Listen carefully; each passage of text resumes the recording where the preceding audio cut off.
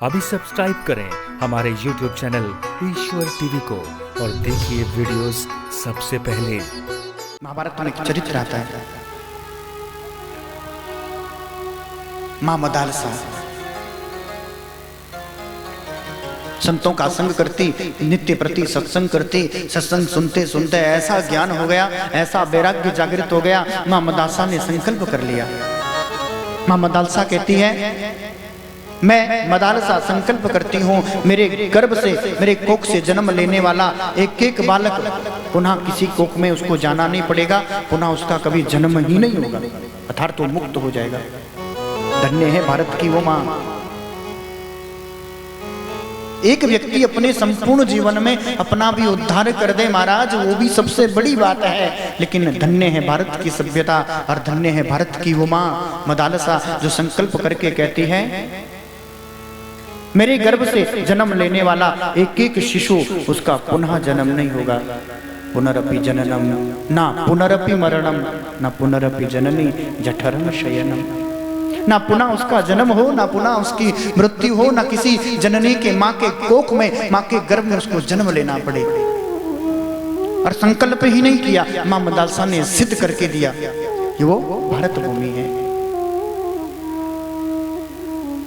3 बालक हुए, 3 पुत्र हुए।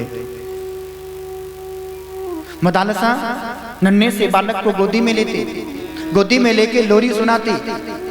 गंदे फिल्मी गाने नहीं सुनाती, बच्चों को फिल्मी गाने गंदे गंदे फोड़ से सुना सुना के बच्चों को सुलाते। संस्कार क्या खाक पड़ेंगे।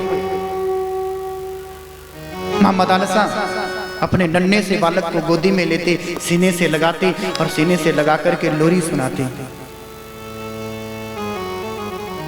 अब अपने बच्चों को जन्म से ही सिखाती, शुद्धोसी बुद्धोसी निरंजनोसी संसार माया परिवर्तजोसी संसार निद्रा त्यज स्वप्न रूपा मदालसा वाक्यम वाच पुत्रम।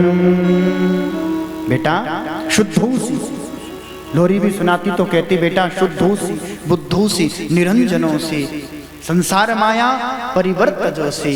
बेटा तू शुद्ध है, तू बुद्ध है, तू चैतन्य है, तू आत्म स्वरूप है, तू ब्रह्म स्वरूप है, तू शुद्ध बुद्ध चैतन्य, तू परमात्मा स्वरूप है।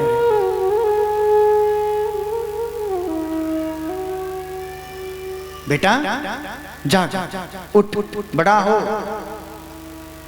शुद्धोसी बुद्धोसी निरंजनोसी संसार माया परिवर्तजोसी। ये संसार तो माया का स्वरूप है, बेटा इसका त्याग कर। संसार निद्रा त्यज स्वप्न रूपा। संसार तो उस निद्रा के स्वप्न जैसा है, जैसे हम नींद में महाराज सोते हैं, स्वप्न में कभी हवाई जहाज में घूम रहे हैं, कभी रसगुल्ला खा रहे हैं, लेकिन जब आंख खुलती है तो बिस्तर पर पड़े। बेटा संसार तो उस निद्रा के स्वप्न के, उस स्वप्न की निद्रा में उस स्वप्न की तरह है। जो आज है वो कल नहीं, जो कल है वो परसों नहीं होगा। इसलिए संसार माया का त्याग करो। अपने बेटे को लोरी में भी वेदांत का ज्ञान देती, बेटा तू शुद्ध, तू आत्म स्वरूप है, उठ जाग बन जा, परमात्मा का चिंतन कर, ब्रह्म चिंतन कर। प्रभाव मां के एक शब्द का प्रभाव बच्चे के चित्त पर पड़ता है। बच्चे चलते फिरते आपका दर्पण है। बच्चों को देखकर निर्णय कर सकते हैं कि माँ बाप का चरित्र कैसा है। जैसे किसी के घर में जाओ, किसी के घर जाओ, जाकर के सबसे पहले ध्यान देना महाराज दीवार पे।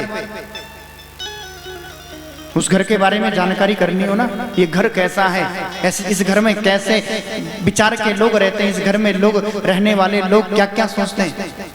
सबसे पहले दीवार पर देखना चित्र किसका लगा है। क्यों? क्योंकि घर के दीवार का चित्र उस घर के चरित्र को दर्शाता है।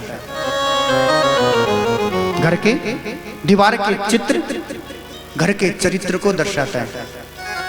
आपका घर का चरित्र कैसा है, इस घर में रहने वाले व्यक्ति की सोच कैसी है, इस घर में रहने वाला हर एक व्यक्ति कैसा है।